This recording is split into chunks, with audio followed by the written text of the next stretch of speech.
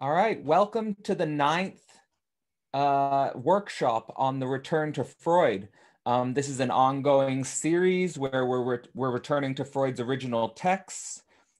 In this particular workshop, we're going to be focusing on two papers from 1908 and 1909, which are dealing with hysteria, hysterical attacks specifically, and their relationship to neuroses. How the fantasies of those attacks are related to neuroses, in particular, the cause of psychoneuroses. If you are a fan of this channel and if you benefit from these videos, the best way to support me is to become a Patreon. There's a link in the description. And also to help with the algorithm, like, comment, subscribe, and so forth. So let's get right into the content. I'm going to share my screen. And we are dealing with the first paper here. Let's see, go to full screen. Called Hysterical Fantasies and Their Relation to Bisexuality from 1908. So getting into this, Freud says that hysterical fantasies of both the night variety and the day variety, our daydreams, have an important causal link to neurotic symptoms. And I also think it's important to point out in relationship to the other psychoneuroses that hysterical neuroses have a special attention in Freud's work. And it's interesting to know what Freud suspects is the cause of hysterical neuroses is basically an absence. It's basically a negativity. It's specifically a unconsummated excitation, the direct quote, and the feeling in the subject of a deprivation or a longing. So there's this absence of an excitation, which the hysterical neuroses is a reaction to, a formation in relation to. However, this reaction to the neuroses does take on a type of sexual difference in terms of the male and the female hysterical fantasies. Freud suggests that the female hysterical fantasies are primarily erotic, whereas the male hysterical fantasies take on an erotic and an ambitious dimension.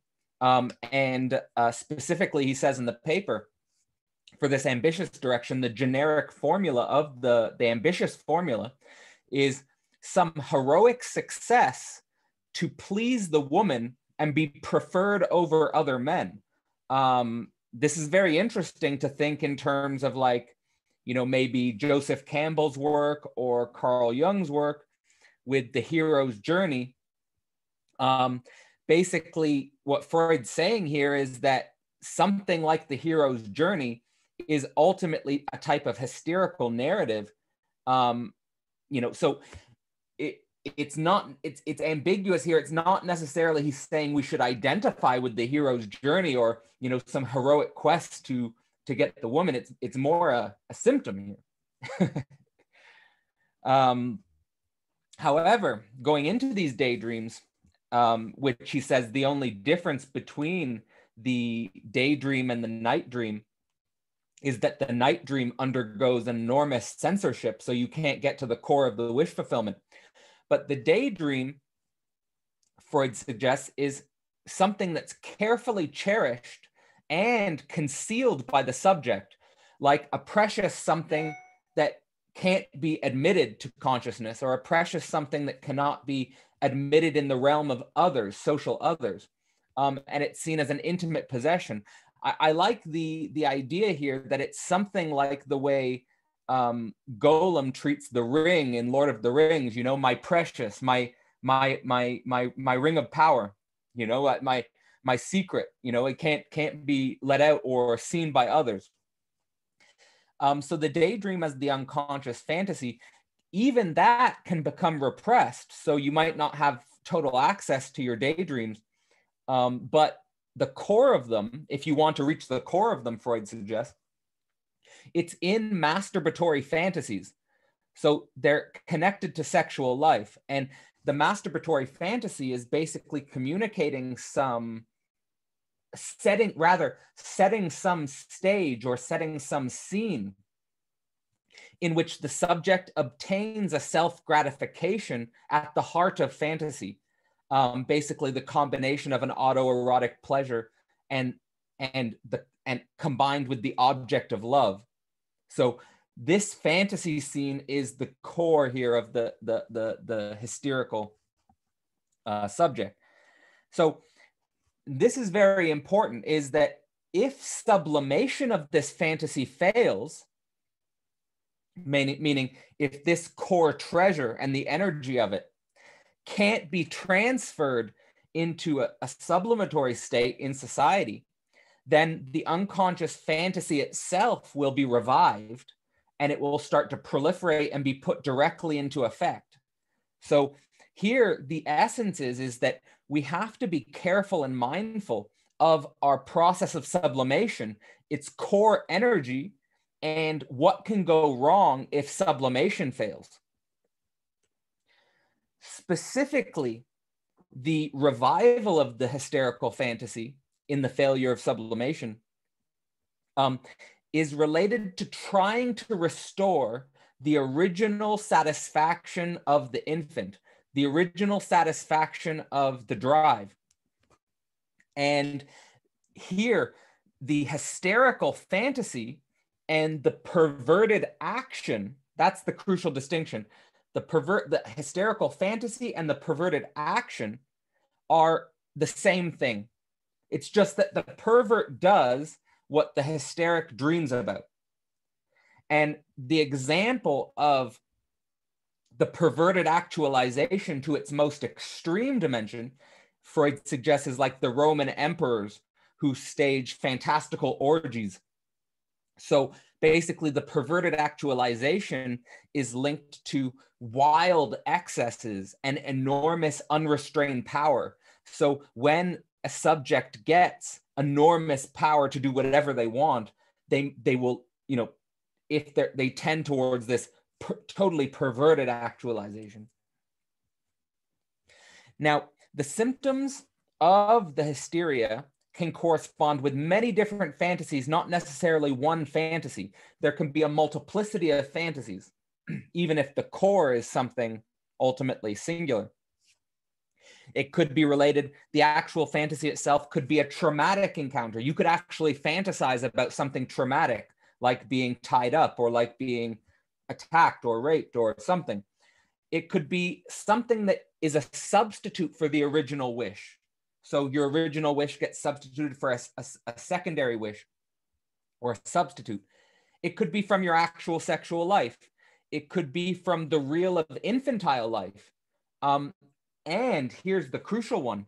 It could be a wish that expresses a tension between the expression of the impulse and the repression of the impulse at the same time.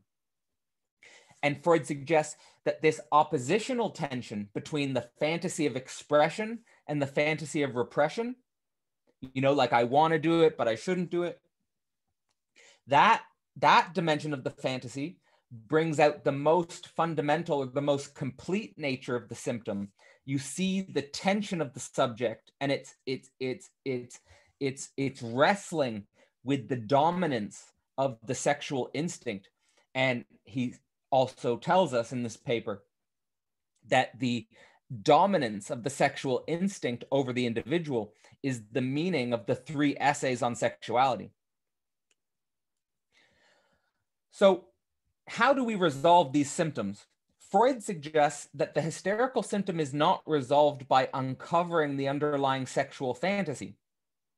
So in other words, if you get the subject to talk about its most intimate, cherished daydreams, its most intimate, cherished fantasy objects, that doesn't necessarily resolve the symptom.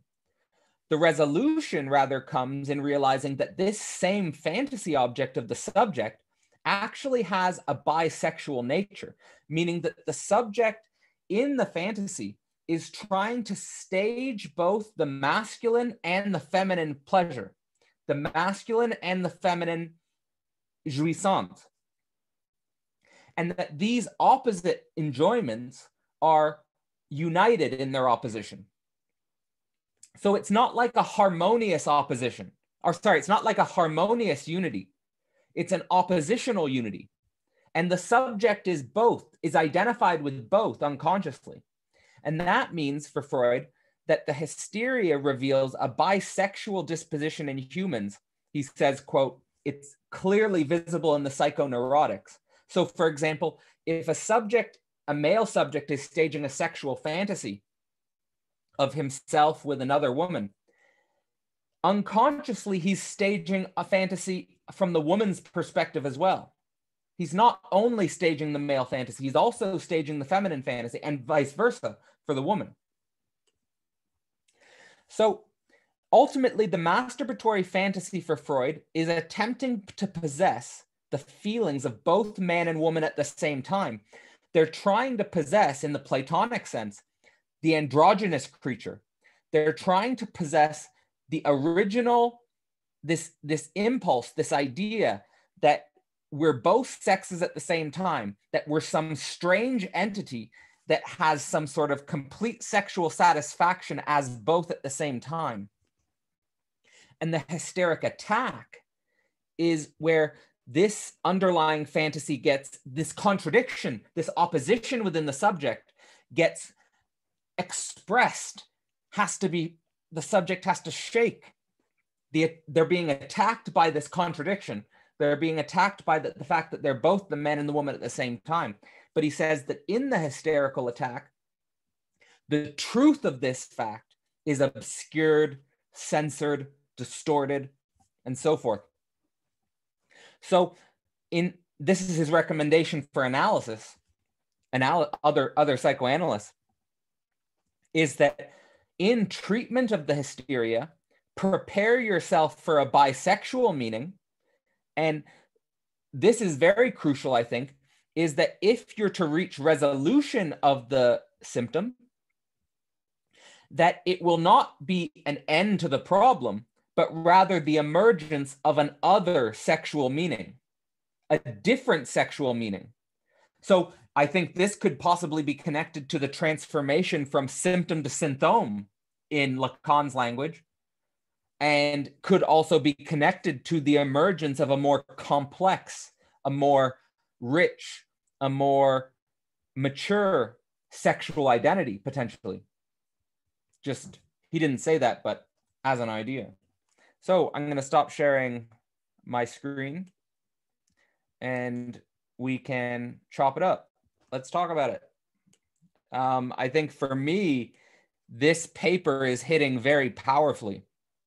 For me, this paper is hitting very powerfully because it's so precise and so helpful in bringing my consciousness to reflection on my own masturbatory fantasies and the sort of uncomfortable parts of my identity, which it reveals in myself, both in relationship to insecurity of being a man, and also, you know, my relationship to embodying a feminine energy, which brings me to the limit of my egoic identity. And, you know, the actual transformation of my identity in a fundamental sense would require the actual type of hysterical attack to take me over and transform me in some sense. And we're going to get in deeper into these hysterical attacks, their nature, their meaning, and so forth in the next paper. So I welcome anyone who wants to jump in here.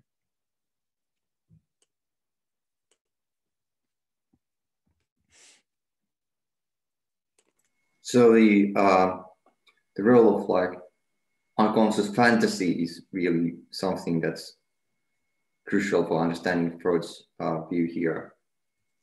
So he's basically suggesting a picture where we have some kind of original fantasies which are involved in our masturbatory acts during some kind of like autoerotic beginning, but then the fantasy becomes sort of like inappropriate to have in mind. So then Freud says that it becomes an unconscious fantasy. It doesn't go away, but it stays in, but in a different way.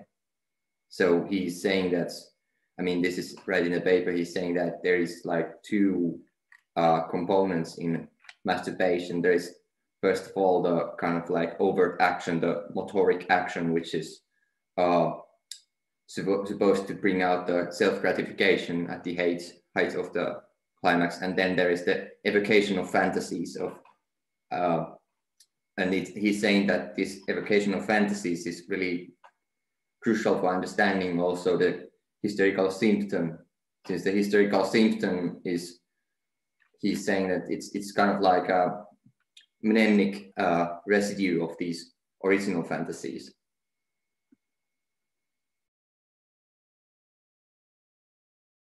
And it sort of like, it becomes pathogenic when it's given up and it starts to irritate us and so on. So the way I picture is that when, first of all, hysterical attacks also, so like, it's something that explains really almost too much about our current, the way that how could I say, social life is organized. It's organized in a way so as to produce the same kind of like hysterical attacks. I mean, last time we talked about some kind of like hysterical joke that some activists play on race identities. I mean, placing different race in a different place, as if it's some kind of like conflict between the mythical two. But basically, it's a hysterical attack that's going on. Yeah, and what Freud is ultimately pointing towards, and I think that it was Zizek who said that when we are in the middle of like really hysterical attack, it's never spontaneous. It's not like you are free and you are liberated when you start attacking hysterically and start to produce this emotional involvement into what you are doing. It's symbolically articulated. That's the really difficult thing to really grasp, but I think it's implicit in here that there is some kind of like symbolic which precedes the hysterical attack. Mm-hmm. I think that the dimension of not being free, of not being necessarily spontaneous in the hysterical attack, is that in the attack you're kind of taken over, you're possessed. Like I kind of want to bring up something a little personal, because I think this past week I think I've been having minor hysterical attacks in the past, but I think this week I had my first full-blown hysteric attack where I lost consciousness. Really? Yeah, where I totally lost consciousness, and I was possessed. It possessed me. It took me over and shook me, and it had to process all these fantasies from my past, which had to be repressed and couldn't be admitted into the symbolic, because admitting them into the symbolic would mean the death of my identity and so forth, in order to keep my own symbolic consistency in this reality. So there's this possession. So I think that in order to be processed by these attacks, it does offer deeper glimpses into the possibilities of freedom, but in the attack itself, you're not free.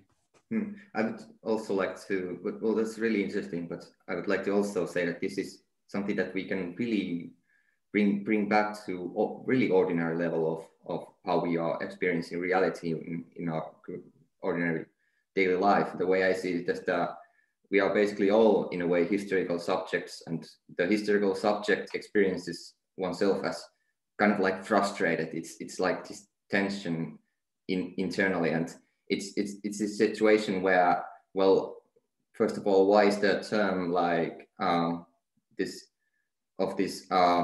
is this like default mode network in the brain, which is operating all kinds of like signifiers all the time, and it's this irritation which is then sort of like seeking for a way to get out, sort of like searching for the way out of the matrix or something like this. And the way I see it, that's it's always seeking for a place to strike, for the kind of like symbolic space to open up, and then well, if it's a she, then she has a justified or correct way of acting out, reacting to the getting upset and bringing out the whole hysterical theater out. Yes. Which it might be like full-blown attack where it's rage and heart racing and faces blushing and sweating and so on. And it might be like it's really freeing or uplifting, but instead, this is the difficult part, I would say. It's difficult to understand. It's fixation, which it produces even stronger structures. It doesn't free up. It rigidifies one's own like structures. I think this is really like difficult to understand, but yeah, there seems to be this feeling of a pressure in the subject, which, and specifically days leading up to my hysterical attack, just to relate exactly what you said, is that days before, what I was saying constantly was, there has to be a way out. There has to be a door. Like there has to be some way, some opening where I can get the fuck out. And the attack does it. The attack offers a way out. It is an opening. What is the pressure? Is the pressure the bisexuality, the conflict, the tension in the bisexuality? I think deeply it's the impossibility or the contradiction of identity. And because of repression, you have to repress because you have to keep your identity somehow functional, somehow consistent, somehow presenting of a logical consistency. And you repress like some fundamental essential parts of yourself which get expressed in masturbatory fantasy, but which is unconscious now. Unconscious, and daydreams and conscious daydreams as well. And you can make this more conscious. Like I mean, I think a lot of my, for example, for me personally, I think a lot of my masturbatory fantasies are conscious because I actively explore them. Like I'm not afraid of them. I go into them. I'm not. But they're impossible. Like they're not like the tension. Even if you accept the tension is impossible in terms of practical life. Yeah. Can we also say that the tension is identification? Yeah. It's my identity is a way, it's a compromise formation with this tension. Yeah, and what we are seeking in a way is, I mean, I think that the way that some people would articulate what psychoanalysis is doing is that, well, to recap, the hard thing to understand is that the hysterical outburst doesn't free up energy, it rather solidifies it into a certain structure.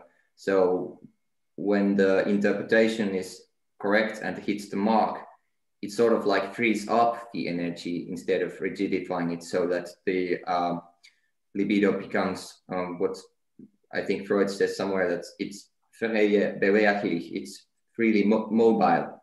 It becomes mobile, and this is what is brought up by some as the result of meditation also, that the energy gets like mobile. Yes.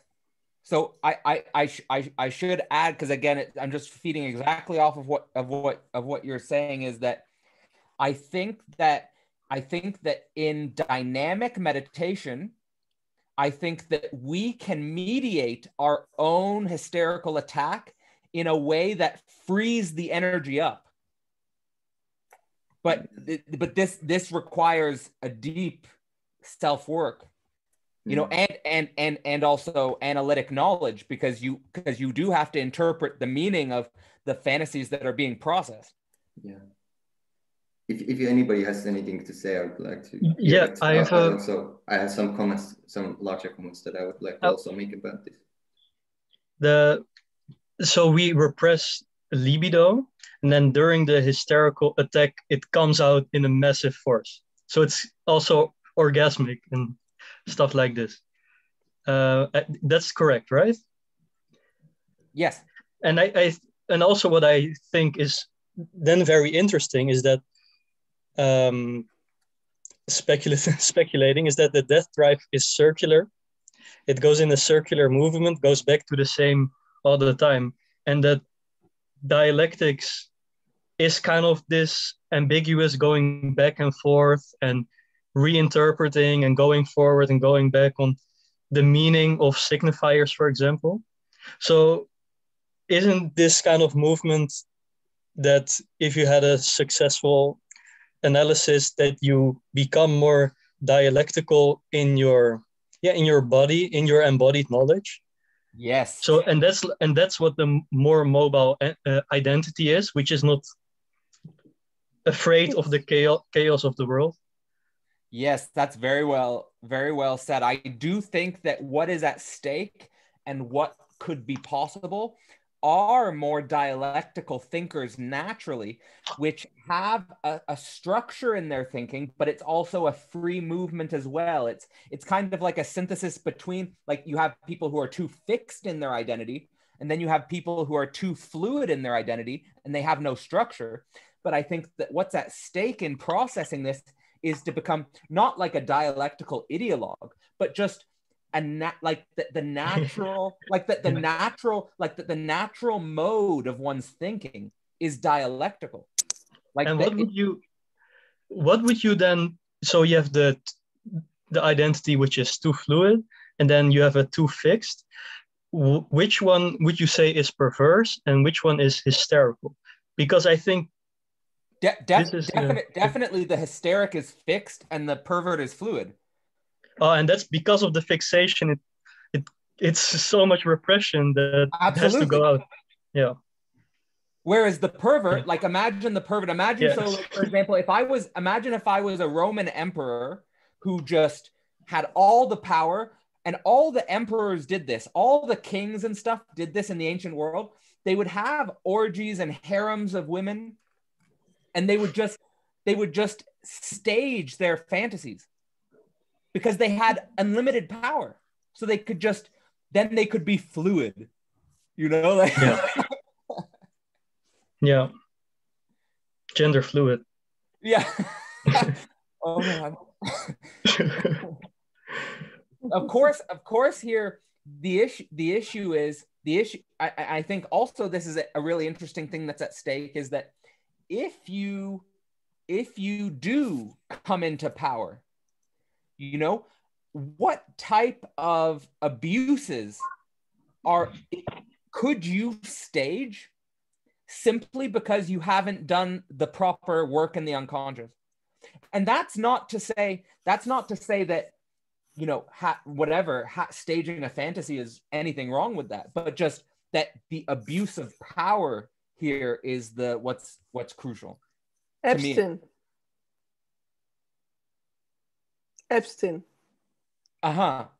Precise.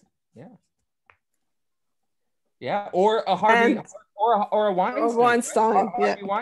Right. Like that is a clear actualization of perversion, which comes from a lack of self-insight, which comes from a lack of self-knowledge about sexual desire, and probably a feeling that even though I'm a rich man who has a lot of social power, I feel sexually impotent.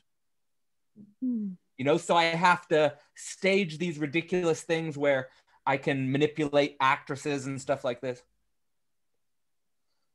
So are they hysterics too, in a kind of a way, or? But I think I always thought, here's my hypothesis on male obsession, because Freud has the idea that the neuroses are bifurcated, kind of in a sexuated way, between a feminine hysteria and a masculine obsession.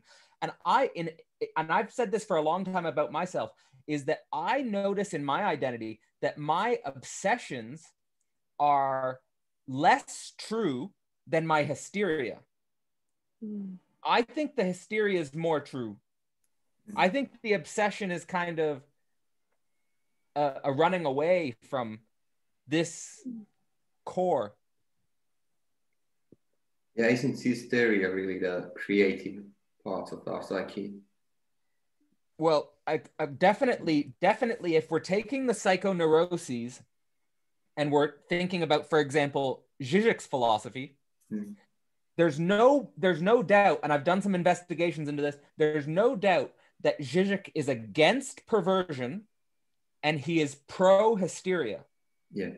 That there's truth in the hysteric. He even says that Hegel and Lacan is the most beautiful hysteria or something like that. Or sublime. Sublime. Yeah, it comes from Lacan.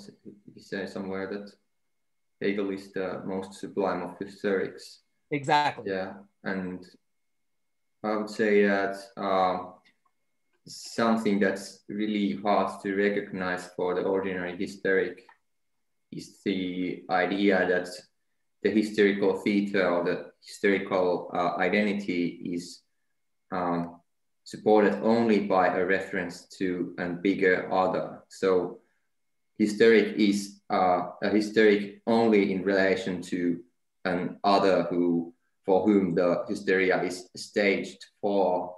So the hysterical person is the worker or the slave, the one who produces things. I mean, it might be that we should think about it as sort of like internal split within the mind itself. So there is the hysterical parts, and then there is the bigger other or the master parts. So I think that when Freud is saying that in hysterical attacks, he finds both the man and the woman. He finds bisexuality as fundamental to hysterical fantasies. And this is, I think it was really interesting. I don't know how to myself I could relate to but yeah, I think that the kind of like split between the hysteric and the master is really essential. And in a way we can say that one could be really hysterical in one's own daydreams constantly, and then have the master embodied in like an electronic gadget.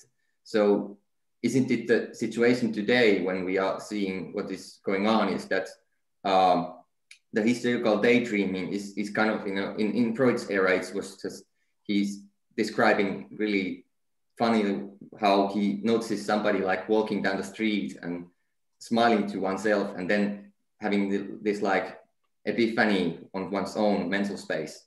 So in our today era, we are in a situation where the hysterical daydreaming is in a way, it's automatized with the digital electronic technology.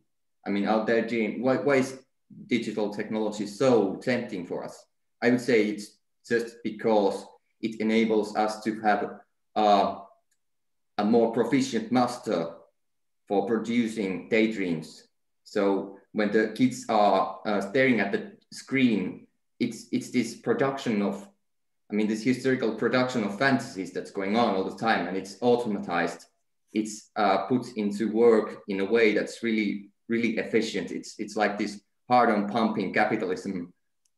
And I believe that we are going to today raise children who are basically, they are not gonna have an emotional life without the device. They're basically going to be like, their whole mental life can collapse without having the external support all the time of this device, which enables them to keep up the fantasizing or the daydream space. So the kind of like philosophical question here, which is, I think it is one of the most difficult questions here. It's really, I don't have a like ready answer.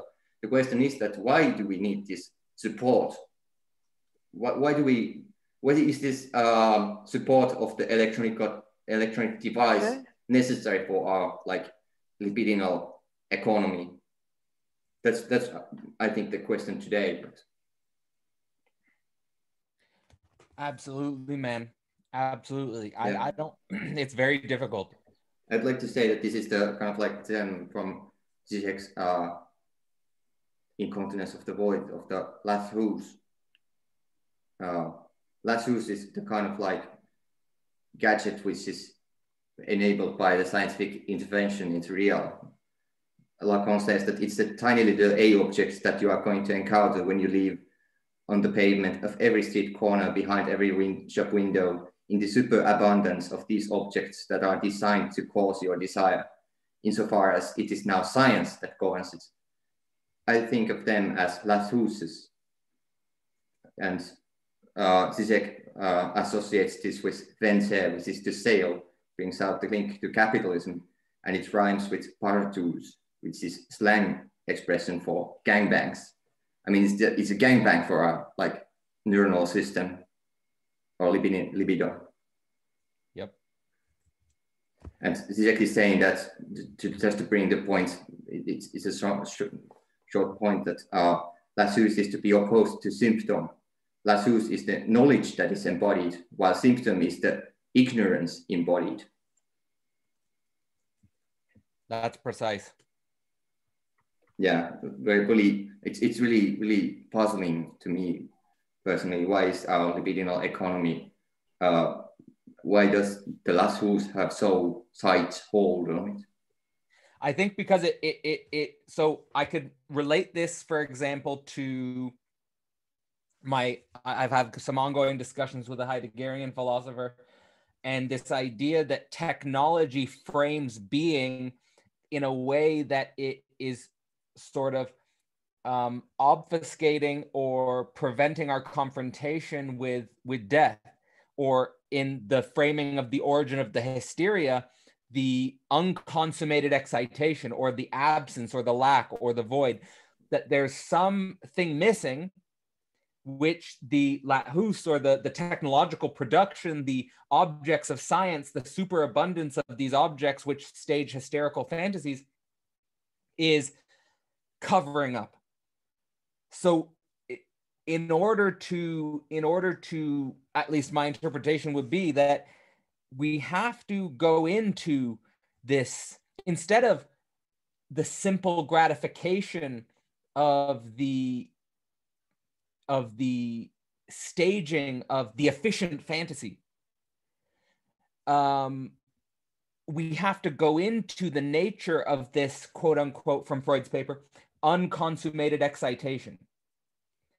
You know, like this excitation that didn't happen, or this excitation that's not possible, or does that make sense? What? I don't know if anyone else, or Mika. I think Everin, you had something to say as well. Yeah, regarding hysteria, I think it was Zizek's PhD dissertation, The Most Sublime Hysterics, and he was referring to Hegel there. So according to him, the main question of hysterics is, why am I what you say that I am? So isn't this the main question of the subject as well? Because they say that during the analysis, the first step is to hystericize the subject in order to suspect his/her fixed identity. So this may be also another reason that he prefers hysteria over perversion. And yeah, I mean, as you said, it's like a compromise with the tension of the identity. So this is all I want to say, I mean, regarding a hysterical subject. Yeah. If anybody else doesn't have a comment, I would like to yeah, I'd like to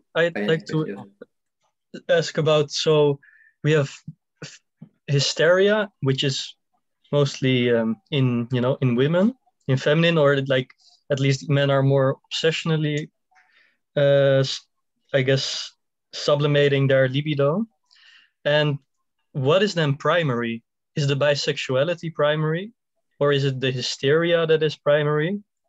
Or like, or do we go from hysteria to bisexuality to hysteria, or from bisexuality to hysteria, or like what is the relation? Because I think it's confusing. I'm bringing in another topic. We don't have to go into it, but Barth says that libido is a repression of the death drive. So I don't know what you guys think about that, but I think it's a very interesting question of what is primary in the repression, or in the kind of thing that wants to go out, but then has to be compromised into this tension. Isn't the primary thing the split itself? I would say the primary thing is the split, or the unconsummated excitation, or the absence, or the thing which is not available, and then technology tries to make that thing available. Like technology is trying to make available, like for example, like I get a stupid emails from delivery food services saying, any food in London at your doorstep can be made available to you. Anything you like at your doorstep at the click of a button. Just I click a button and it just comes and it's full. So it makes available. Whereas what's fundamental is this thing which is not available. I would also like to say something that technology can't give me. I would say that perhaps we could say also that it is the symbolic that is fundamental. And here I would like to maybe go on a bit about, talking about identification and Zizek's view of identity in Sublime Object of Ideology. Zizek utilizes the distinction brought up by Jacques-Alain Miller between imaginary and symbolic identifications. So the basic idea is that in our imaginary identification, we have like a self-image. We have an image of ourselves, of how we would like to appear, so as to be likable and worthy of love. But there is the more fundamental identification, which is not recognized. And this is why I started rattling on about symbolic structures at the beginning of our meeting today. So symbolic identification is the place from where we are being observed, the place from which we loop out ourselves so as to appear as likable and worthy of love. So the kind of like tension is that, or identification is that we need to be likable and we need to be presentable to others, or perhaps to the big other itself. And the way that we choose this is just by synthon. We choose something which is preventing the kind of like collapse into nowhere. And the way that this figures in like in this so-called hysterical theater, when these hysterical attacks are enacted,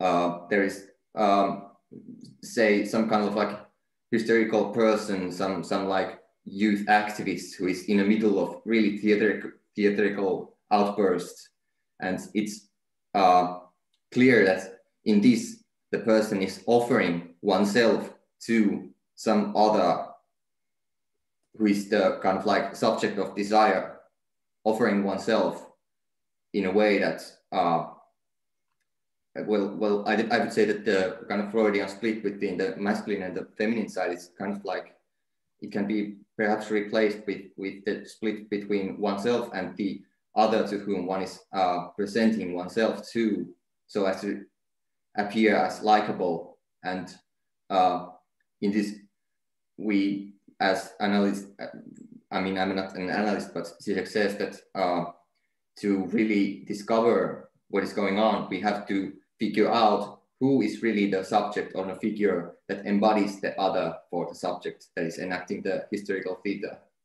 So which gaze is considered as the gaze from which the subject is viewing herself in the middle of the hysterical theta. So the split is between the hysterical subject and the paternal gaze. Yes. So the paternal person is the symbolic place from which she is viewing herself. It's the gaze on behalf of the whole theater is staged. Yes. So there is always this symbolic identification prior to the imaginary identification. Yes. And Yeah, he's bringing the Hegelian idea here that he says that this can be also articulated by the Hegelian couple of for the other and for itself. The hysterical neurotic is experiencing himself as somebody who is enacting a role for the other. His imaginary identification in his being for the other. And the crucial break that psychoanalysis must accomplish is to induce him to realize how he is himself this other, for whom he's enacting the role. How his being for the other is his being for himself, because he himself already symbolically is identified with the gaze for which he's playing the role. So the gaze is really like for whom the whole thing is staged to. I think that the split that Freud makes between the kind of like masculine and the feminine side, it sounds kind of quite silly to me even. We would be much better off by discussing the gaze here, since it's a really transcendental item. I mean, eyes are in our experience, but gaze is something that's both inside and outside our own experience. Yes, this is long rant, but I don't know. This is what Mika just said was masterful. So, and this is well, thank you. It's something that I've been thinking about. Isn't this kind of the thing that happens? Is that if the person who grows up in this postmodern world without a big other paternal figure, it will get perverse.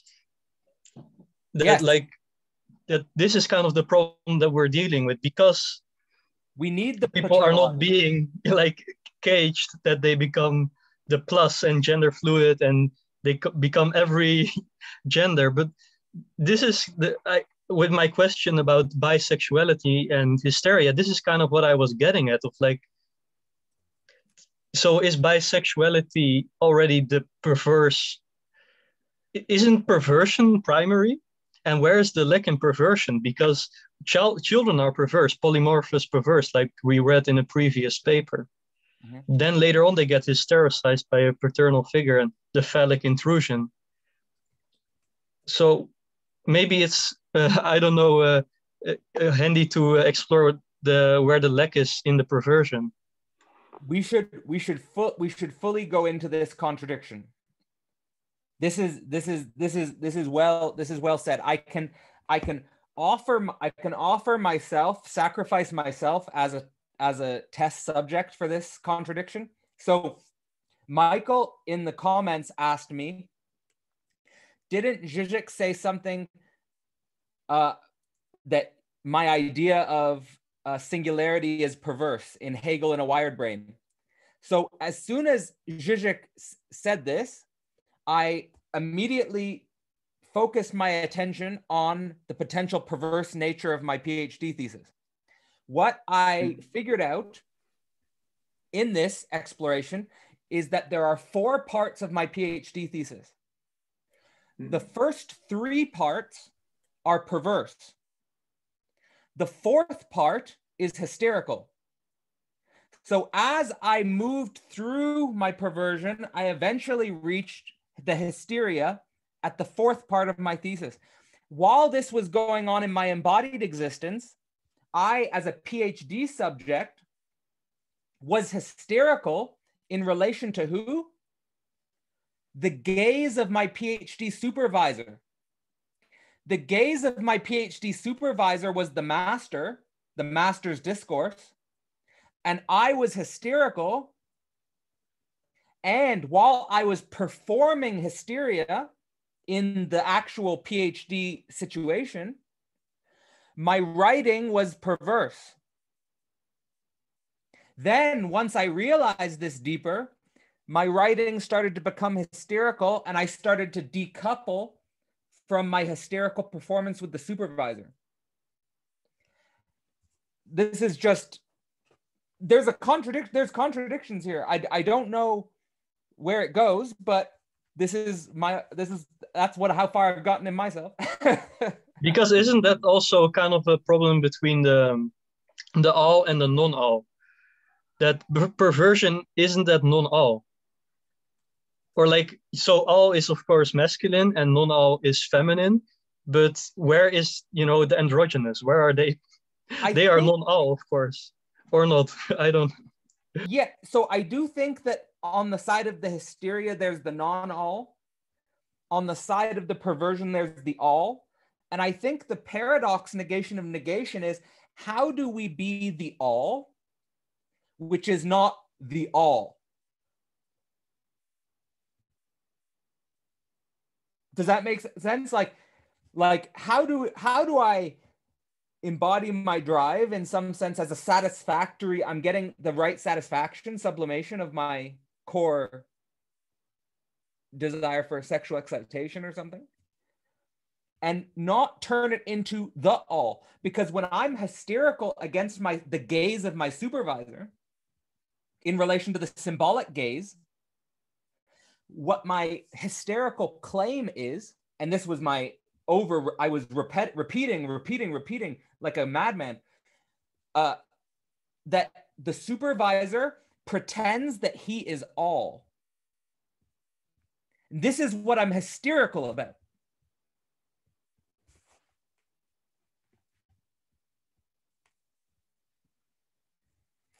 These are contradictions. These are worth going into thinking. We don't have final answers. Just how do we be like Hegel was basically the question. Like, have a system that's right. Not a total system, but it's a total system. Work. Rishanik? So is the hysterics bisexuality? I don't know where I'm going with this. I could be way off, but a solution or a way of standing up against the master, like I am all. I'm man, I'm woman.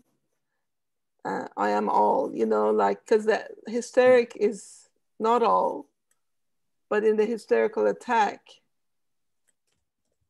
she, he, they are all. Like, it's interesting because I have a client but in the hysterical attack, I think this is crucial because they are the non-all, because they lose consciousness. Like, in order to be fully in the hysterical attack, they can't be conscious. Like in my attack, my body started shaking, and then I was gone. Okay, yeah. So I'm trying to understand this bisexuality thing. I'm very confused. I think it, like Freud at the end of this paper suggests that the analyst should be prepared for the emergence of an other meaning, but he doesn't say what that other meaning is. In the presentation I gave, I suggest that the other meaning is the emergence of a more complex, a more rich, a more mature sexual identity, which to me would not necessarily be an identity which is neurotic about symbolic identification, but is still symbolic. Still symbolic, playful with words, in language, not against language, but not rigid with the way it is defining things, not rigid with the way it is determining identity and relationality. Like for example, what comes to mind is the way Osho responded to someone asking him about marriage between man and woman. And for Osho, the way we treat sexuality is too neurotic. And it's not that, you should love fully and you should be aware fully. And you should understand that in sexuality, there are comings and goings, partings and leavings, and that one should be playful with language in the present moment. Mm. So this to me points to, now there are dangers here with fluidity. Like there are dangers with fluidity. That's the problem, is how do you build up the structure in yourself where you can kind of let go of the structure. The example I had with a friend I was talking to yesterday is like the academic accumulates knowledge. Like even my first blog as a master's student was called The Ratchet, which is this idea that humans accumulate knowledge in evolutionary history through culture. And at a certain point, you realize that the knowledge isn't the thing. So you let it go. But the accumulation of knowledge as a process was something important that is good that you did it. In other words, it's good that you built up these structures of knowledge, but when the time comes, let it go. And then you can be very free in your knowledge. You can be very free in your language. It's kind of, I've seen the same thing happen in capitalists. Capitalists will accumulate capital and they think it's the thing. At a certain point, they realize it's not the thing. Like they realize their life is empty, even though I have billions of dollars. So they have to let it go. Let it go. But it's also good that I accumulated all this capital because now I have money, I can be free. You know, like, so this is sort of a weird paradox where we accumulate, we think it's the thing, we never get it, but it's still good that we're doing it, but at a certain point we have to let it go. Yeah, and I think this is the problem with affirming the split all the time. Because if you just affirm the split, you'll never go through this kind of path, you know? I don't know, like it's not about that there is a split and it's just gonna stay here forever, but I don't know, we have to go deeper in the split and then we'll know what the split is. But just saying that there is a split in the subject is, I don't know. I think I see kind of a problem with how this is being affirmed all the time. You have to experience your own split in your own way. Yeah. Like your own split experientially. Like that's what I heard Cadell say. You have to go through something. You have to go through substance to go to subject. Maybe like that. It could be. It could. What is it? Lacan always says and I think Hegel says as well, is like that the search itself creates the thing. Like the subject finds, like what the subject's looking for is created through its own process of self-mediation. So it's really a symptom in a way. Can you expand? Since there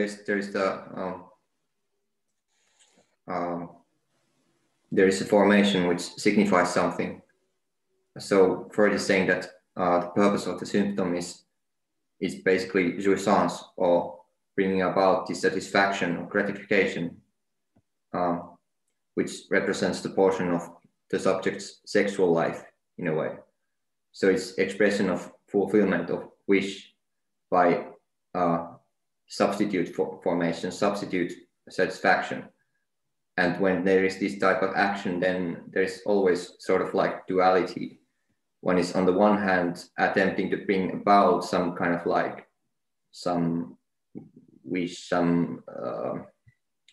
bringing about some type of like result, which is preferable to not having it, I would say. And then there is the other one that tries to suppress it. So the hysteric situation is that there is the evil other who needs to be oppressed, suppressed, or needs to be evaporated away so that the libido gets more leeway, perhaps. And sometimes there are too many symptoms. There are so many symptoms going on that they are all the time uncovering the sexual fantasies that we are having. Freud is saying, I think it was really really ingenious to say that there might be many fantasies that are going on all the time, and it's so much that it's not enough to bring about any resolutions, and he's trying to reduce it. And I personally think that it might be even silly to reduce it to the two fantasies of masculine and feminine side. So the basic formation is that Freud is thinking that to bring about this kind of gratification, which is projected to the future achievement, it's something that is ready at hand for every one of us, since we are sexual creatures.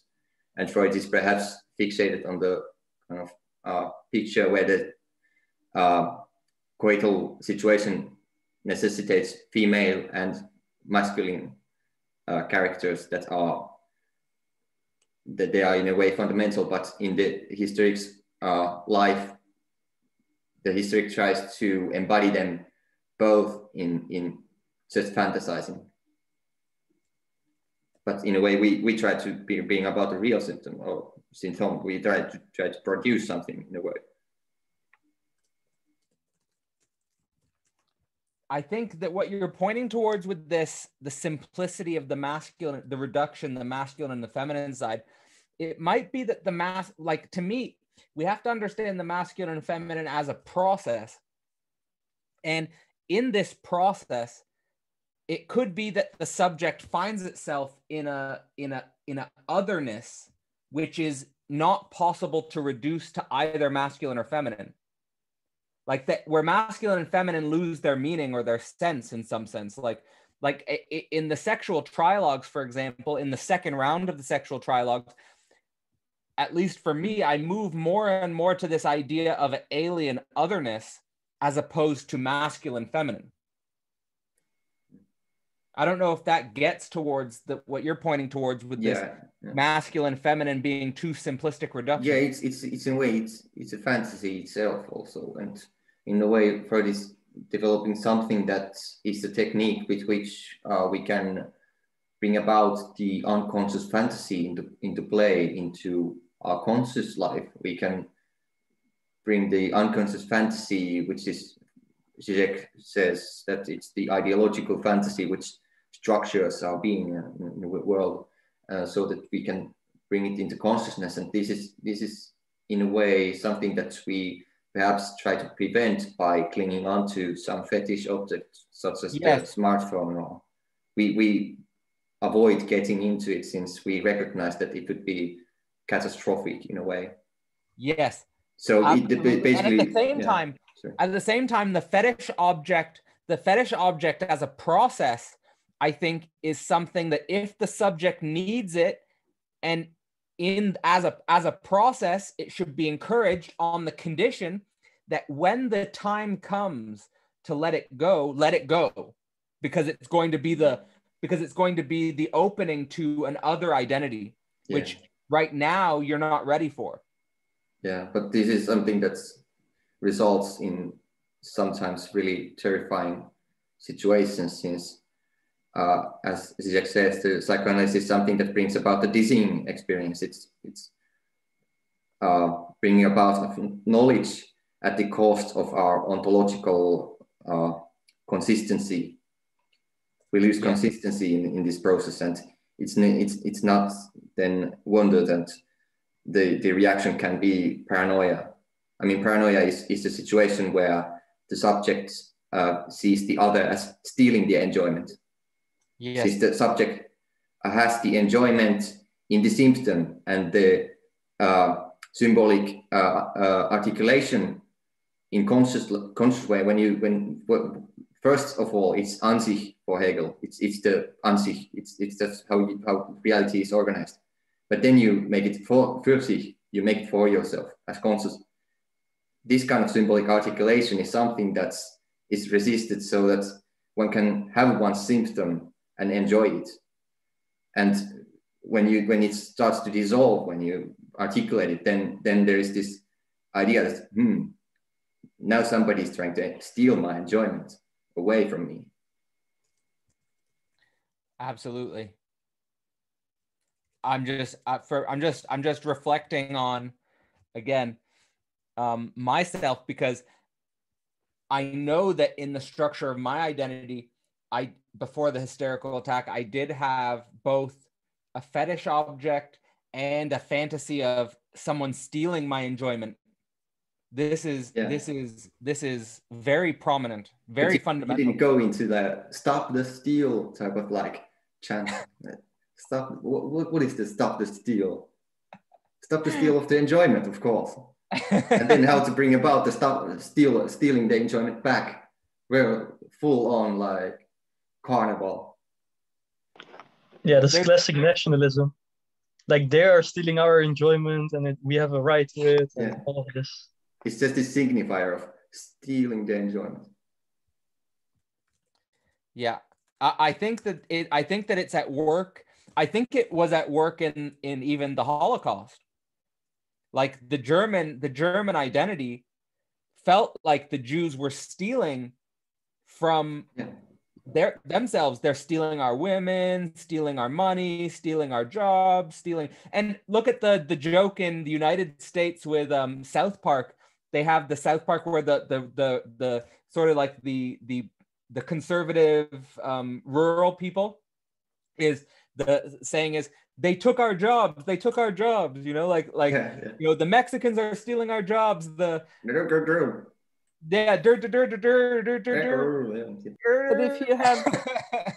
if you have nothing, there is no theft possible.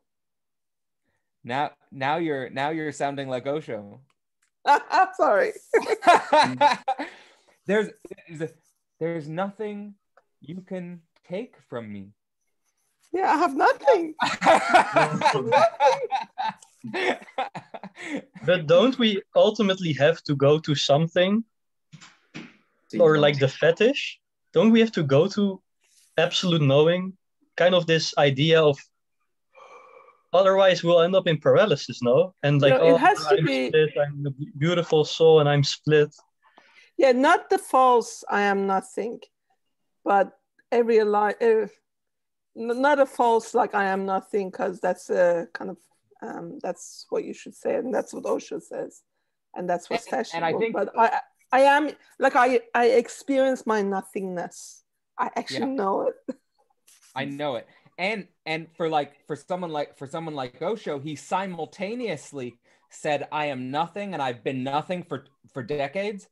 And he was not scared of sex. Like he played in the territory. Like there's there is contradiction and there's no contradiction here. It depends on, it's a perspectival shift. It's like a perspectival shift, because before the fetishization is becoming too identified with or too stuck, taking it too importantly, almost too seriously, instead of more entertainment so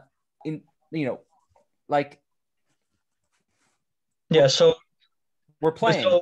So this is could you say it's a difference between tragic hysteria and comical hysteria? I would say that. Okay.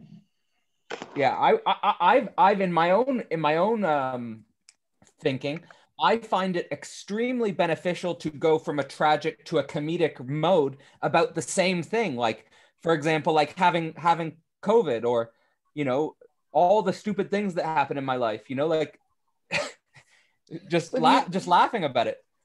But I think you can't go to the comic without going through the tragic.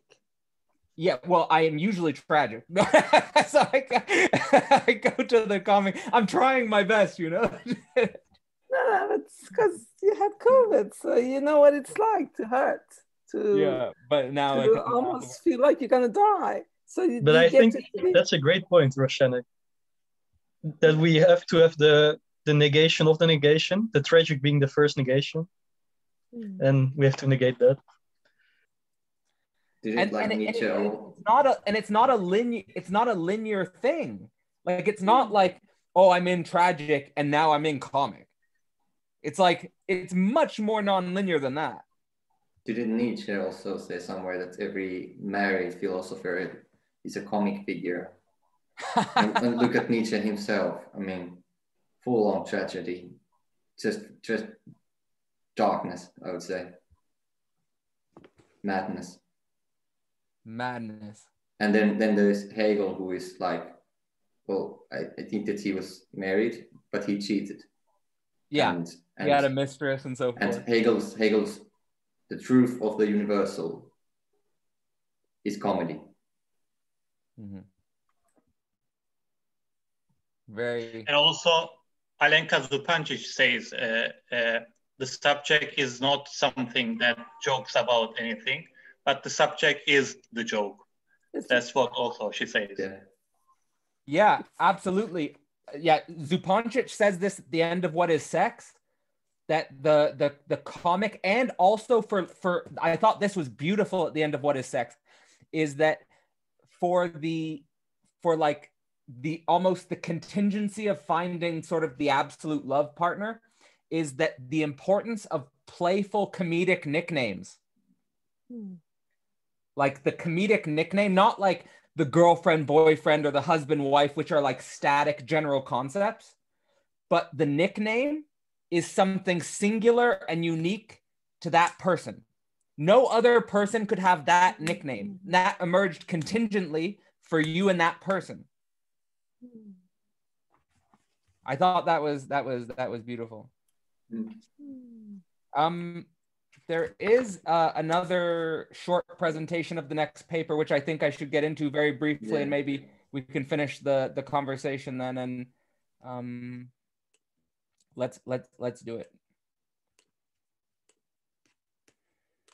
So next paper.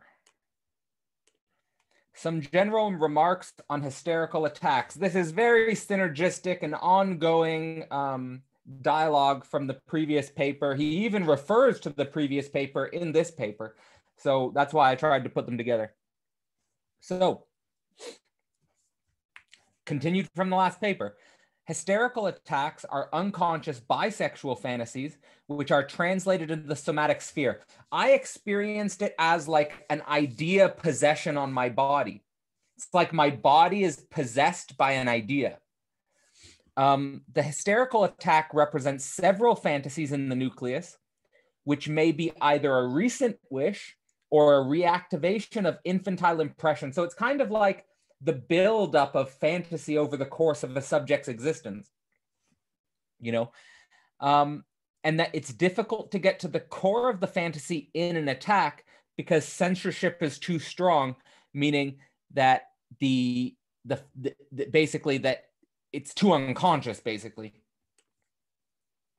So the hysteric attack follows understandable laws, and the repressed complex consists of libidinal concentration on the fantasy object. So like basically there is this libidinal concentration which gets really fixed, and then there's an attack, and this attack has certain principles about it. So the principles he suggests are that the attack is connected to conscious life. Something in conscious life provokes it. So there's some external psychical influence which provokes an internal somatic processing.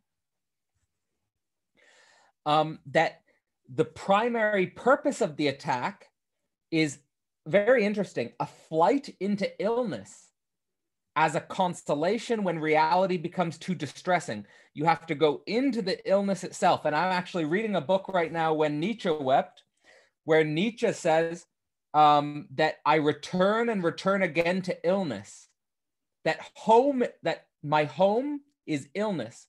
So this flight into illness.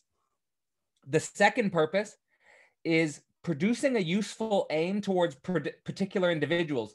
So the aim of the attack is also to reorganize the identity in a way that might be useful in relationship to the sphere of others. So this might be importantly connected to what Mika was saying about the symbolic gaze. The hysterical attack replaces an autoerotic satisfaction which was previously practiced and given up. So like a fetish object or an object that you feel is being stolen from you. and that the attack achieves the satisfaction in an unconscious way. It's that in your hysterical life, there's this satisfaction you get from your hysteria, and this is given up in the attack. The attack replaces this. The onset of the attack comes from an increase of libido in service of the primary psychic process, so the unconscious psyche, as the consolation for reality, the conflict, the tension between your libidinal desire and the reality of the world. And that there's a cycle which goes on from infancy of you have, so for example, you have the original unconsummated excitation, you have the repression, then you have the failure of the repression. Never the repression is complete, never the repression is totally successful, and then the return of the repressed. And this cycle is going on throughout the different cycles of the maturation process. I guess the hysterical attack is the return of the repressed. So the absence of, so this is so fundamental, this is so crucial to me. This is the last slide as well. That in the hysterical attack, what's crucial is the absence of consciousness. You black out. You're out of it. And that the attack is in a state that's similar to an intense sexual satisfaction, like the climax of an orgasm. Now, what happens in the absence is also, I think, super important. What happens in the absence is the void swallows all the images which have been repressed, meaning that all of the images that you're not able to express in your normal symbolic identity, they get swallowed by the void because they need an outlet. That's what needs outlet. That's what you're looking for, an outlet. And this attack provides outlet. Now, this is very interesting, is that in women, the attack revives an activity of a masculine character. And that the hysteric woman, he suggests, were boyish in childhood, but had to repress their masculinity in order for a woman to emerge. So in other words, that was the contradiction. In order for a woman to emerge, I am now a woman, there was a masculine dimension of the identity which needed repression. And this gets outlet in the hysterical attack. Very interesting. So let's talk about it. That's the end of that one. Yeah, so the loss of consciousness is kind of like the idea of the absential. Yeah, absential, yeah. Yeah. So the absence of consciousness is in a way essential for an hysterical attack. And Freud says that in an hysterical attack, the absence is derived from the fleeting but unmistakable lapse of consciousness, which is observable at the climax of every intense sexual satisfaction, including autoerotic ones. And here he is pointing out to the phenomenon of hypnoid states, or perhaps they also discuss this as dissociations in psychoanalysis, which is common basically in everyone. We have to make some kind of like dissociations to be able to function in life. So the mechanism for absences is at work. But I think that we might talk about addiction in the same vein. Addiction, isn't it a way to produce some kind of like hypnoid states, some kind of like absences? It's a way, it's symbolically totally organized. I mean, addiction is really like, it's articulated with tight rigidity. It's symbolic, yes. Fully. And I would like to bring out the point about hypnoid states. I mean, we could connect this also to the idea of having like a perfect neuronal drug for curing psychical illness. So what it would do, it would work in the same way as hypnosis. Zizek says that hypnosis leaves the defensive structure of the ego intact. It circumvents resistance. Yeah. Or in a hypnoid state, the ego is simply put to sleep so that repressed memories can directly emerge. So the idea is that one could directly contact the repressed content. But the problem is that when full conscious awareness returns, the ego is with all its repressive mechanisms, and they also return in full force. So I would say that it's really crucial to keep in mind that the unconscious content is, as Zizek says, not something that is covered up by resistances, but it does not simply pre-exist resistance to content. It is something that is immanent to resistance. Resistance is something that cannot be removed from the content. And the content is something that can be uncovered by the immanent analysis of the resistance itself. So resistance is essential to really bring it out fully. So the hypnoid state is something that Freud is discussing here in connection to this gap or loss of consciousness, which is involved in gaining some kind of like jouissance or enjoyment.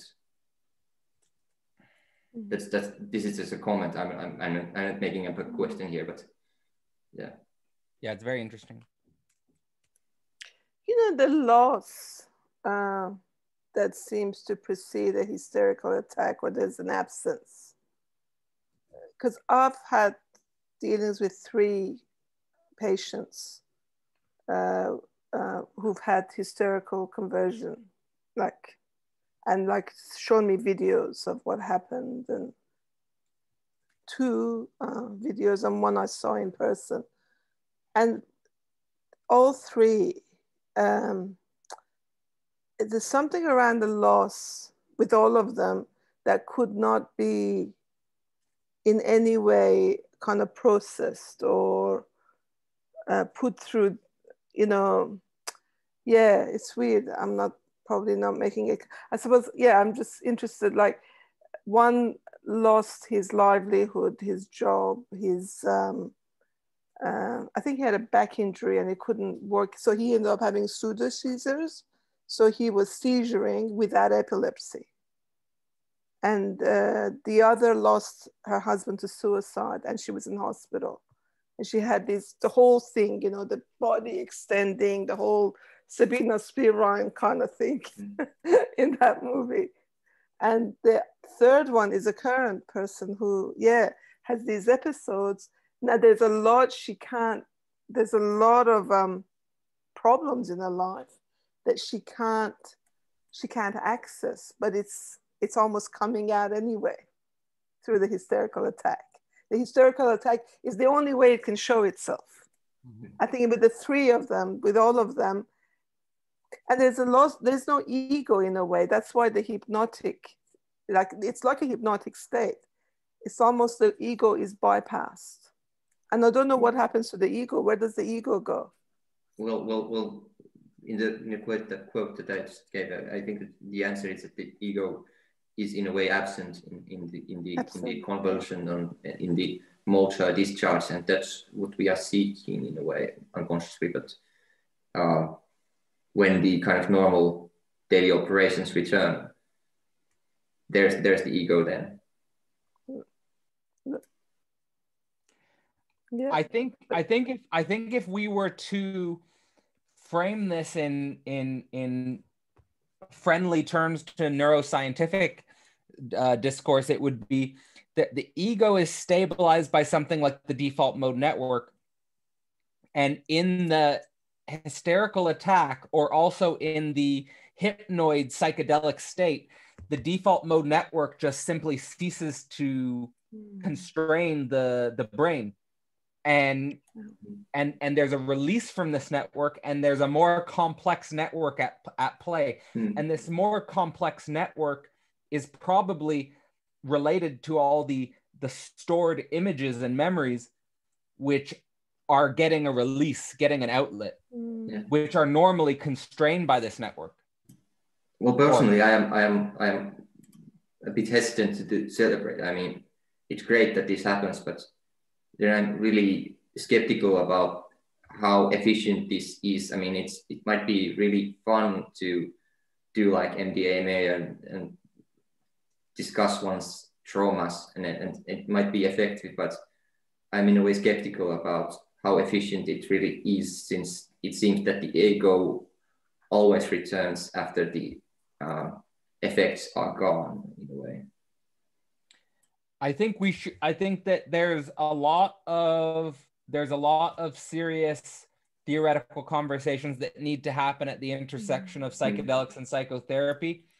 And I think there is reason to be skeptical, and I think there's also reason for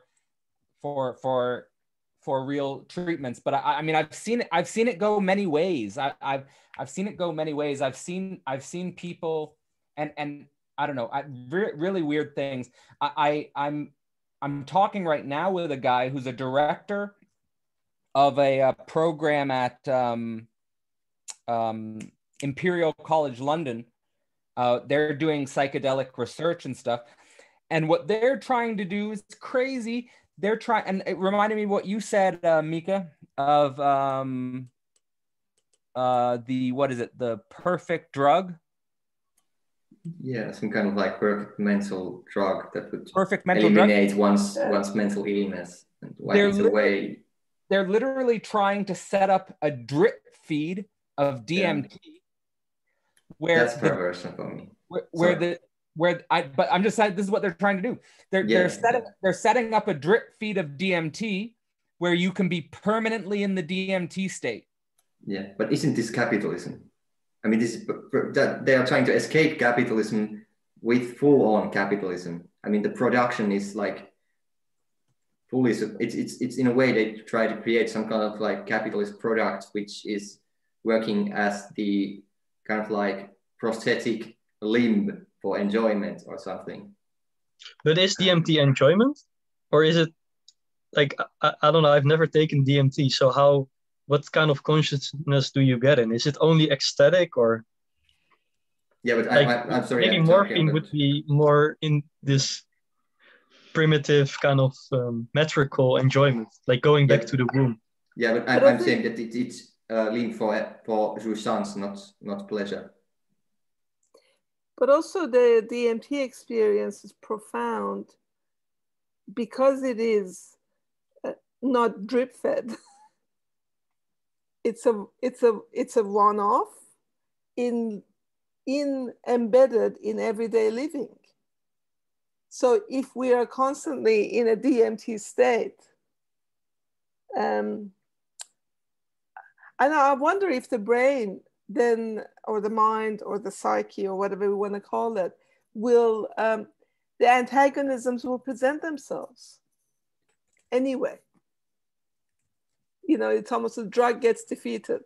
Well, I can say in this conversation that I probably Mika can also comment on this because I think he's interested in the same thing. Is I've studied more and more the yogic philosophy, been more and more interested in the connection between psychoanalysis and yogic philosophy, and for many different yogis, from Osho to Sadhguru to Krishnamurti and etc. They all say that the enlightened state is possible without psychedelics. And in my view, I think that what Osho did was this is a new idea I just had the last few days, is the new idea is that what Osho did was he shook his body as you shake your penis, and by shaking his body as intensely as you shake your penis, he gained a permanent mental orgasm. And in this state, basically what I'm saying is that the dynamic meditation, by shaking your body and dynamically getting the idea processed, you can reach these states of enlightened consciousness which don't require drugs. That's what Sadhguru's adamant. Sadhguru's adamant that you do not need drugs to get there. Yeah, and also it says the more efficient way is, in a way, not to do drugs, but go into yoga. I mean, it's the cliche. I think that it comes from Hunter S. Thompson, that one can get higher without drugs than with drugs. And I think that every drug user would comply in a way. The problem is that it takes much more work and discipline. Discipline. Interesting comment here. Cadell. I'm also interested in like the kind of connection or the disagreement with yoga and psychoanalysis in the way that they can function, perhaps this is just speculation, but in same goals of therapy. But I am skeptical as to how much doing yoga, even if it's really like intense, like full-on Kundalini in some really high-end practice. I don't mean the kind of like commercial Kundalini, but I'm really skeptical as to how much of one's unconscious material gets out in it, since it's always relying on some technique that's given by some former master who existed at some point. There has to be this kind of like story behind it. I mean, behind the techniques. And in psychoanalysis, it's obvious that the story of the technique is completely different. Let's see. The reason I think we should all, I think what we should say is we all don't know. Yeah. And that's okay. That's fantastic. Just to be skeptical and to be exploratory and to be critical and also to be open, all of these things, and to have open conversation and to be self-experimenting and to be honest in the process and to be as truthful as possible, I guess. And to try to dialectically combine as many things that you would think are opposites but might reveal something different. Like, for example, like, okay, psychoanalysis and yogic philosophy, do they go together or not? Like, or psychedelics and psychotherapy, do they go together or not? Like, what we don't know. And this is a field which is really like littered by scams. There are scammers all around. Exactly. I mean, look at the yoga business. It's full of like people who profess to be like, I'm acting out a person here. I have gone this like full-on transformation. I have undergone every kind of like knowledge that I can, but basically they have just been to some kind of like cheap course and they have gained some knowledge, but they haven't really practiced for any significant amount of time to really show that they are committed to anything. I mean, the lack of discipline, I would say, is the problem. I think for like in my own experience, like the people who look like they've got it are the people who are effortlessly disciplined. Like it doesn't look like, not the people who are disciplined because they're rigidly trying to be disciplined and so forth, and they could be spontaneous any way they like, but they have a type of like the very nature of their being has a type of elegant discipline. I don't know. And of course, we should be skeptical of lots of people who claim enlightenment and so forth and blah, blah, blah. Like, I don't know. I mean, there's Charlotte, I mean, the self-help industry, psychology, people claim enlightenment and stuff. All of these things are... Yeah, saints.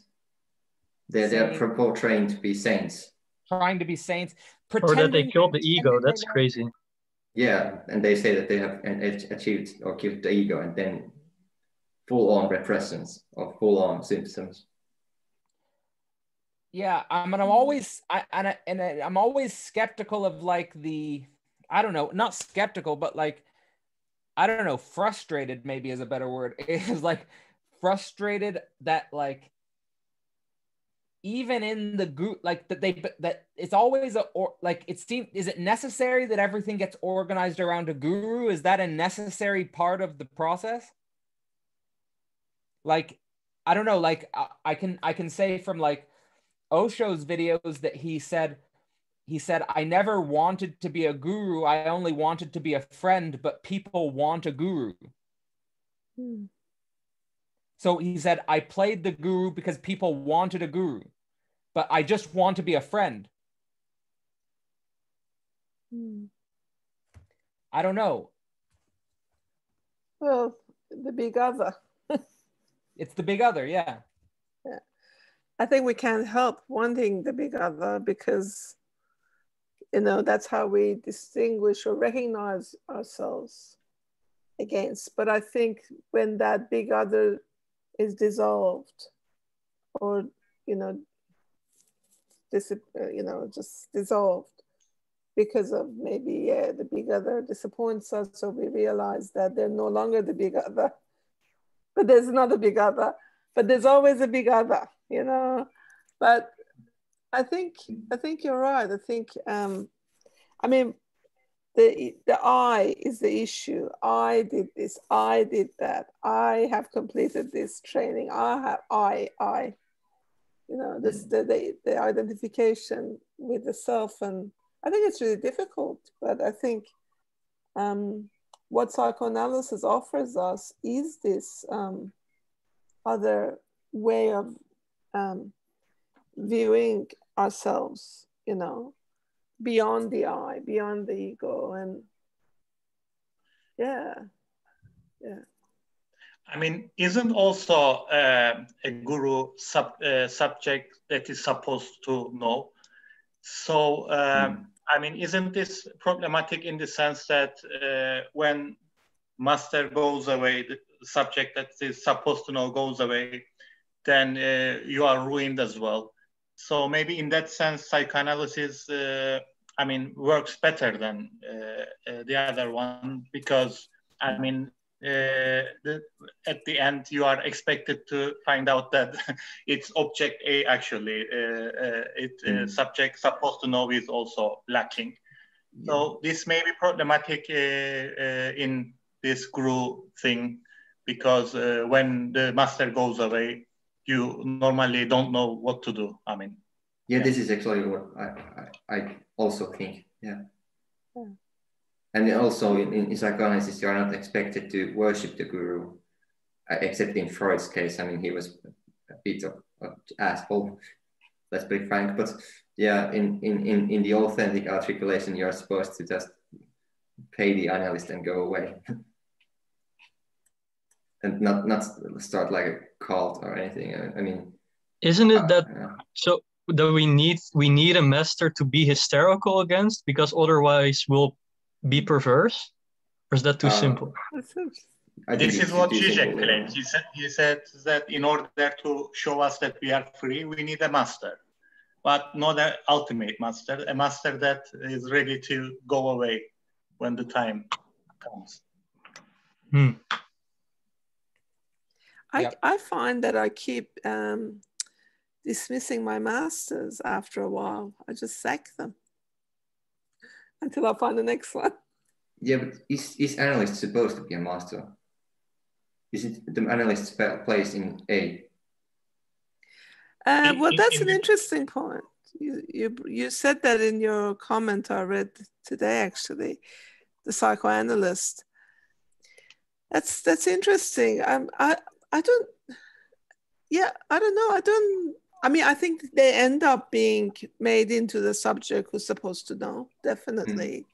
But whether they are in themselves in terms of as they embody their role, I mean, obviously we all, you know, like a true analyst, I think, would be just, I don't know, free, suspended attention. But and yeah, go on. sorry, but just that I think Freud discovered the death drive in this gap between the analyst who's in the position of the object patia and the analysand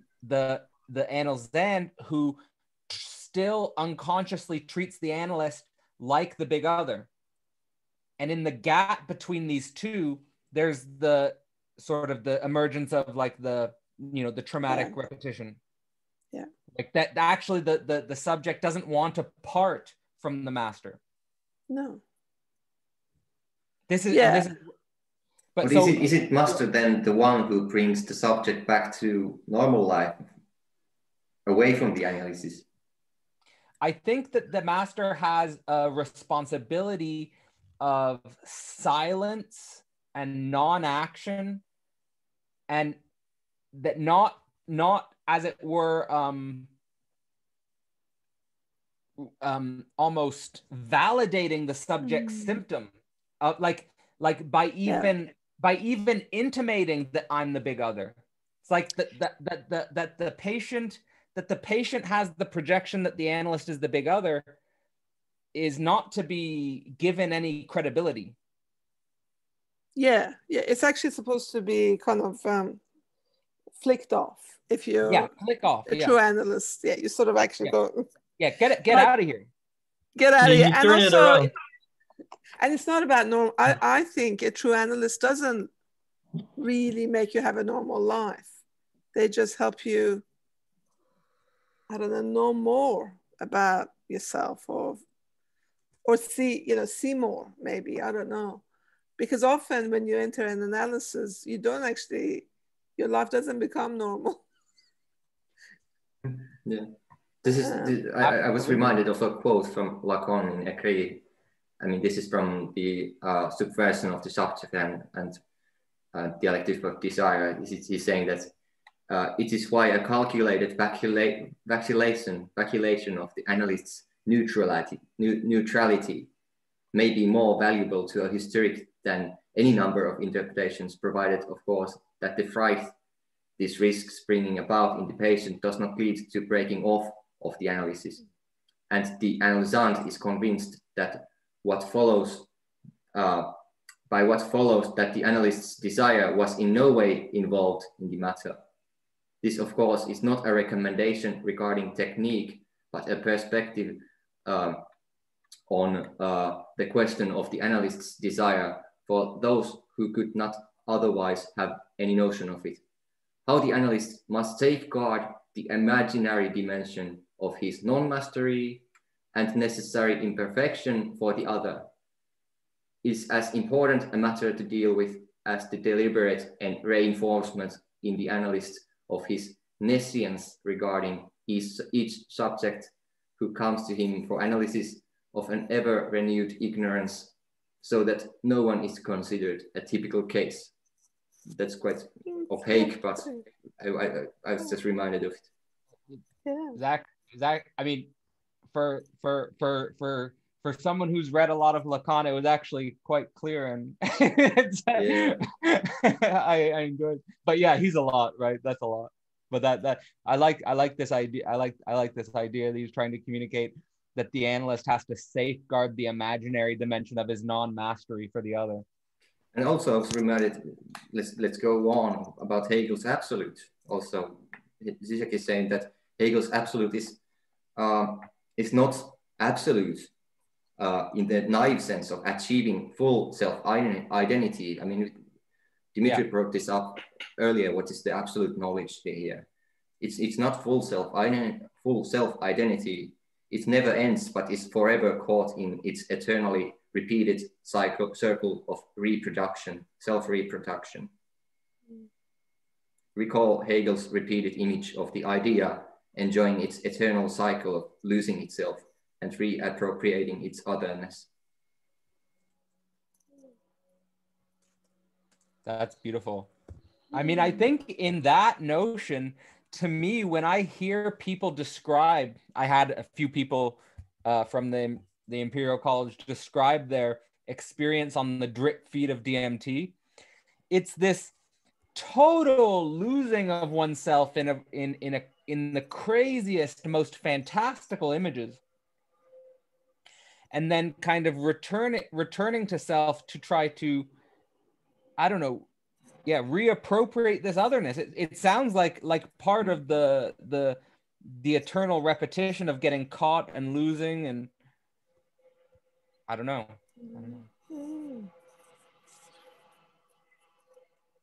It's very interesting that like what people describe in their DMT visions is that they're surrounded by intelligent beings that either love them or are loved by you. Like there's just this love where you're surrounded by an enormous complexity of intelligent hyperdimensional beings.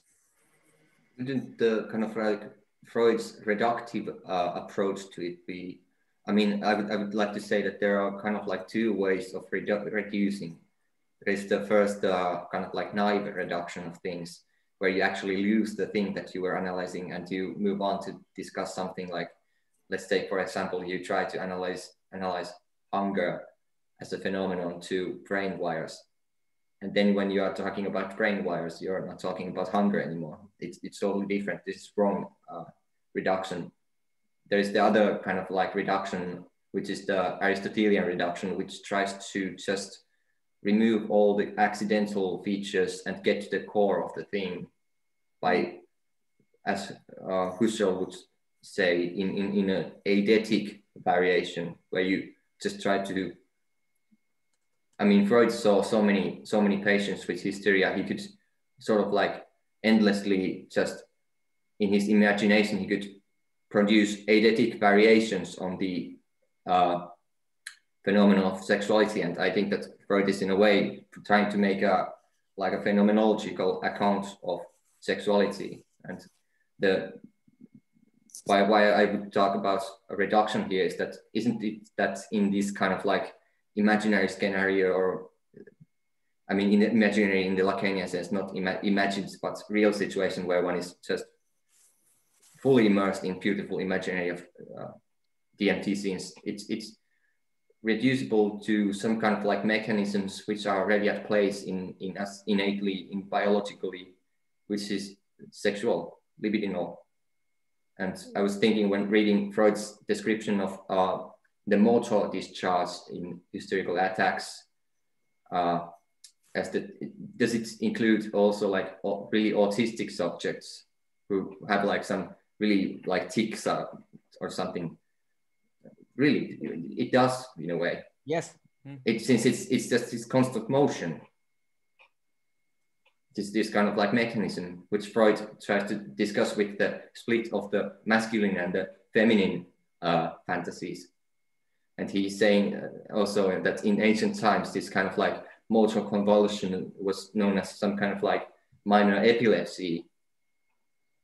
And it could be discussed by the term short circuits.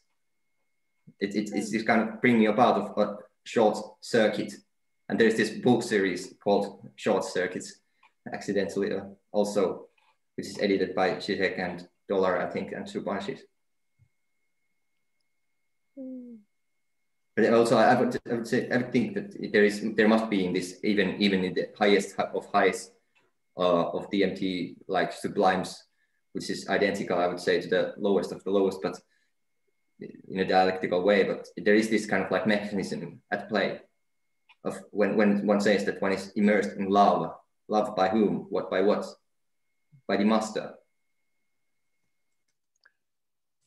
Do they see actual beings, or is it the famous account of Terence McKenna is, and you could look this up yourself, there's online, is the machine elves. But that like this is the DMT beings are linked to these hyperdimensional self-transforming machine elves that McKenna calls it, but I don't think the machine elves are general. I think that that's particular to McKenna. I think that what's general to what I've heard multiple people tell me about their DMT trip is just that there are intelligent presences, beings, which shower them with love. Yeah, so it's in a way this kind of like scenario where there is this kind of like feminine and masculine function at play. So it's a feeling rather than it's an experience rather than a visual. Like it's images and feelings.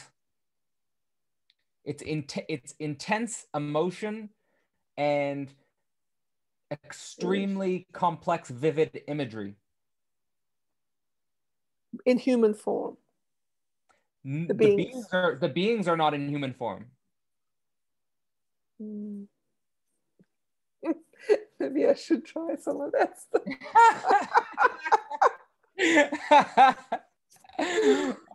The alien other. I'm joking. Okay, guys. I think I will. If there's anything that anyone wants to say, let's say it now. I think we should wrap up. Yeah, it was great discussing. This is probably my favorite topics so far, but the papers were not that like extensive as I would have hoped. But yeah, it's great. Great. Thanks, guys. All right. So yeah, we covered, for those watching online, we covered 2 papers on hysteria, focused on specifically the way going into hysterical fantasies and understanding the nature of hysterical fantasies can lead us to the cause of the neuroses, and that hysteria holds a special place among the symptom clusters of psychoneuroses, and that ultimately the core of these reveal a type of bisexual fantasy which holds a certain contradiction for identity, which is impossible, and which builds up a lot of tension, and that the subject needs an outlet, and that outlet is achieved in the hysterical attack, where there's an absence of consciousness, where the images are processed, where there's the possibility in proper analytic sessions to interpret these symptoms, to build a different meaning, and other meaning. And I think there's a lot at stake here. And I think that this conversation explored a lot of what's at stake and better understanding of this. So thank you guys all for your presence. Thank you guys all for your time. And as always, I'll send out an email and notifications for the next session in 2 weeks' time. Yeah, thank you. All the best.